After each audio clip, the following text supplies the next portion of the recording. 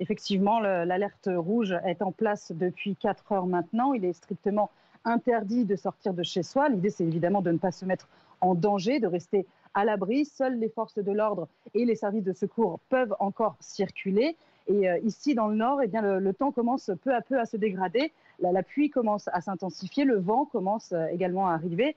Mais Météo France a prévenu, les conditions météo vont vraiment se dégrader de façon très tranchée. Il n'y aura pas de progression, ce sera vraiment très net. Il va y avoir beaucoup de vent et beaucoup de pluie. Dans la nuit, Garance va frapper la Réunion fin de nuit, début de matinée.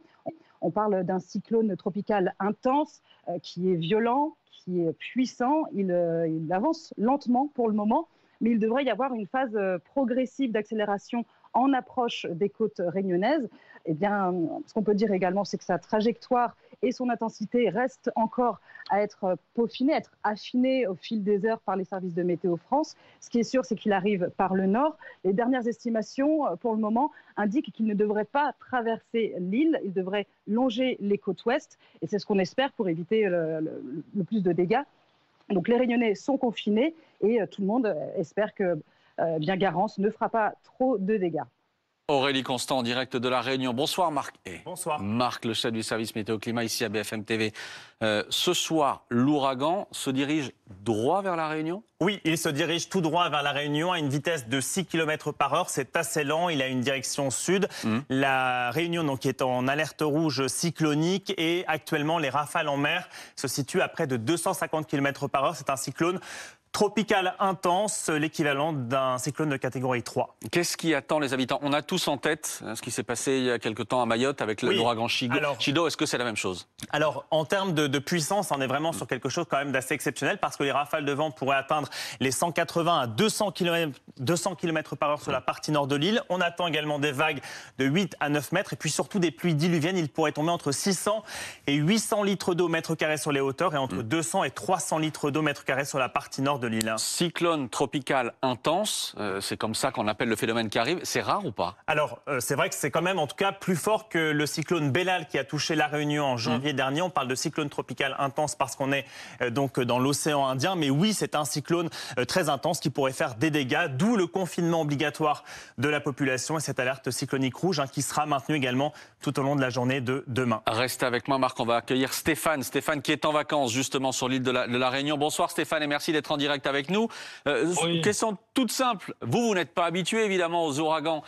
Comment vous vous préparez ce soir ?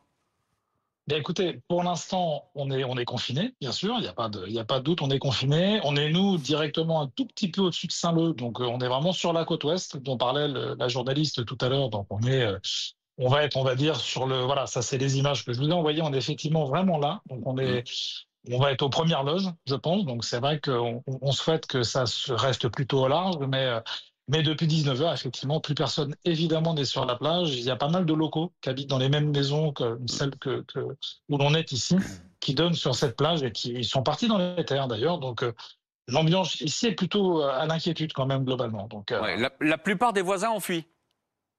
Alors, il y a une dizaine de maisons. Sur les 10 maisons, 2 étaient inoccupées. Et il y a des voisins qui sont restés parce je pense qu'ils ont envie d'être sur place si vraiment ça se complique. Mais les 6 autres sont partis, ouais. Ils sont partis, je pense, dans les familles, dans les terres, parce que c'est vrai que, comme disait aussi votre journaliste, le cyclone a l'air de partir plutôt sur la mer, donc il va longer sûrement la côte ouest sur laquelle on se trouve. Vous avez fait des réserves ? Oui, bien sûr, de l'eau, enfin les essentiels pour 48 heures, de l'eau et de quoi manger en étant sec. Il nous manquera toujours, on va être très clair, le fameux rougail saucisse qu'on mange très bon ici, mais qu'on ne pourra pas chauffer. Voilà, donc ça on l'aura pas. Bon, regardez le sourire évidemment. Merci beaucoup d'avoir été en direct avec nous Stéphane. Bon courage pour la suite.